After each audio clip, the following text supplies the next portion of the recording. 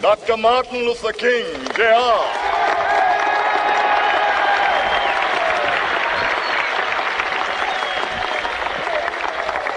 I am happy to join with you today in what will go down in history as the greatest demonstration for freedom in the history of our nation.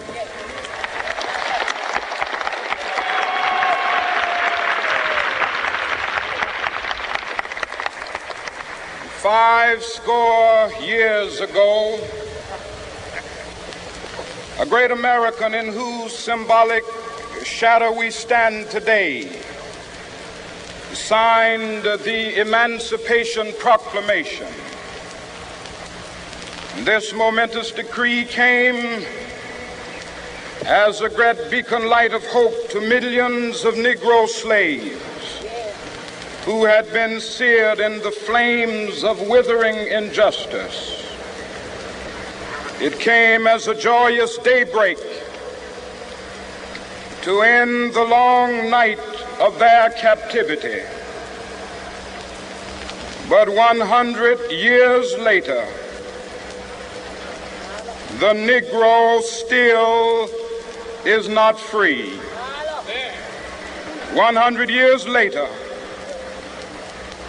the life of the Negro is still sadly crippled by the manacles of segregation and the chains of discrimination.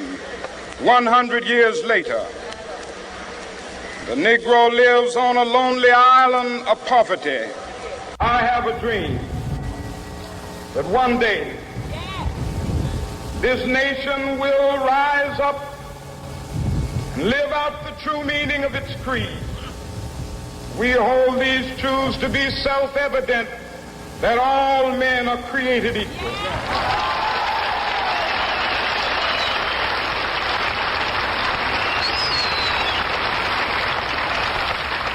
I have a dream that one day on the red hills of Georgia, the sons of former slaves and the sons of former slave owners will they be able to sit down together at the table of brotherhood. I have a dream that one day, even the state of Mississippi, a state sweltering with the heat of injustice, sweltering with the heat of oppression, will be transformed into an oasis of freedom and justice. I have a dream. My four little children will one day live in a nation where they will not be judged by the color of their skin, but by the content of their character. I have a dream today.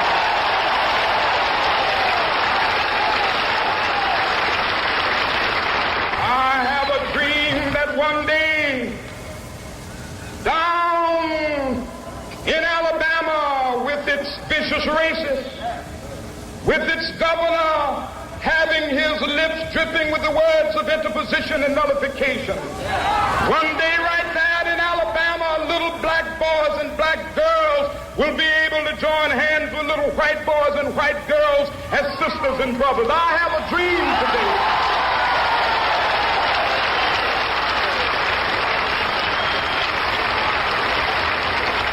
I have a dream that one day every valley shall be exalted. And every hill and mountain shall be made low. The rough places will be made plain, and the crooked places will be made straight. And the glory of the Lord shall be revealed, and all flesh shall see it together. This is our hope. This is the faith that I go back to the South with. With this faith, we will be able to hew out of the mountain of despair a stone of hope. With this faith, we will be able to transform the jangling discords of our nation into a beautiful symphony of brotherhood.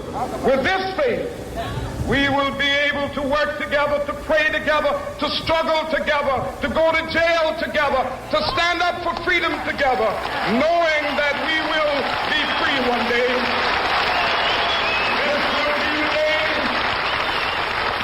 This will be the day with all of God's children. be able to sing with new meaning, my country, tears of thee. Sweet land of liberty, of thee I sing. Land where my fathers died, land of the pilgrim's pride.